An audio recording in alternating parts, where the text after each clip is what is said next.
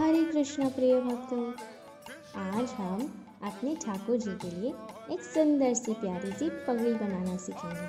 साथ ही हम श्री चैतन्य महाप्रभु की सार्वभौम भट्टाचार्य के साथ प्रसादम लीलाओं का भी श्रवण करेंगे। इसके लिए हमें चाहिए होगी ये कार्डबोर्ड पेपर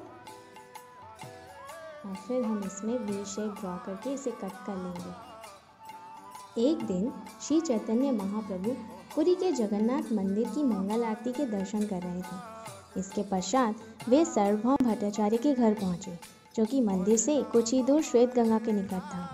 संभवतः वे उस दिन देर तक प्रचार कर रहे थे या अन्य किसी कारणवश उस दिन वे मंगल आरती में सम्मिलित नहीं हो पाए। अतः महाप्रभु उनसे मिलने हेतु उनके घर चले गए। सार्वभौम भट्टाचार्य उस समय लेटे हुए थे, परंतु महाप्रभु को देख वे उनके स्वागत में खड़े हो गए तथा तत्पश्चात उठकर पलंग पर बैठ गए।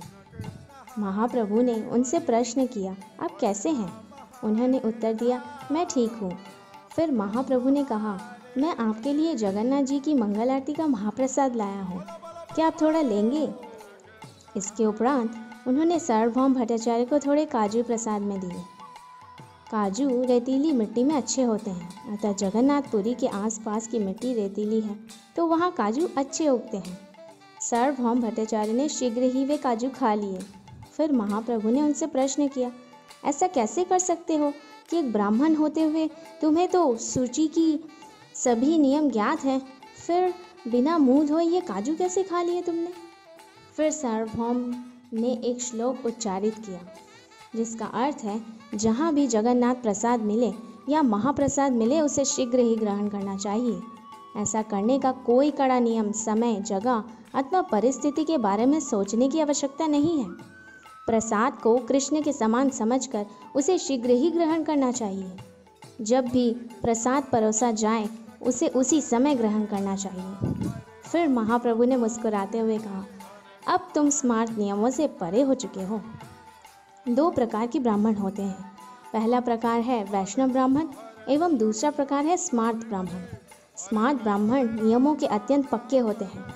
उनके अनुसार भगवान की सेवा से अधिक महत्वपूर्ण है नियमों का पालन करना, परंतु वैष्णव ब्राह्मणों के लिए सर्वाधिक आवश्यक है भगवान को प्रसन्न करना, न कि केवल नियम हेतु नियमों का पालन करना। महाप्रभु से मिलने से पूर्व सार्वभौम भट्टाचार्य भगवान को प्रसन्न करने हेतु सजग नहीं थे, क्योंकि तब वे एक मायावादी थे।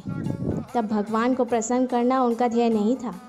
वे कठोर नियमों का पालन करने में अत्यधिक विश्वास रखते थे, परंतु भक्त बनने के पश्चात जब महाप्रभु ने उन्हें प्रसाद दिया तो उन्होंने उसे भगवान की कृपा समझकर एवं भक्तों के बीच प्रेम के आदान प्रदान के 6 रूपों में से एक रूप की भांति उसको ग्रहण किया। तो इस तरह से हमने श्री चैतन्य महाप्रभु और उनके भक्तों के बीच दिव्य आदान प्रदान की कई लीलाओं में से एक का श्रवण किया। देखिए, हमारे बाल गोपाल जी की पगड़ी भी रेडी हो गई है। हमने इसे मोतियों से, चेन स्टोन से डेकोरेट किया है। आप भी इसे अपनी मनचाहे तरीके से डेकोरेट कर सकते हैं। तो आप भी अपने गोपाल जी के लिए ऐसा कुछ ट्राई कीजिए और अपने व्यूज़ हमारे साथ ज़रूर शेयर कीजिए। Thank you. हरे कृष्णा।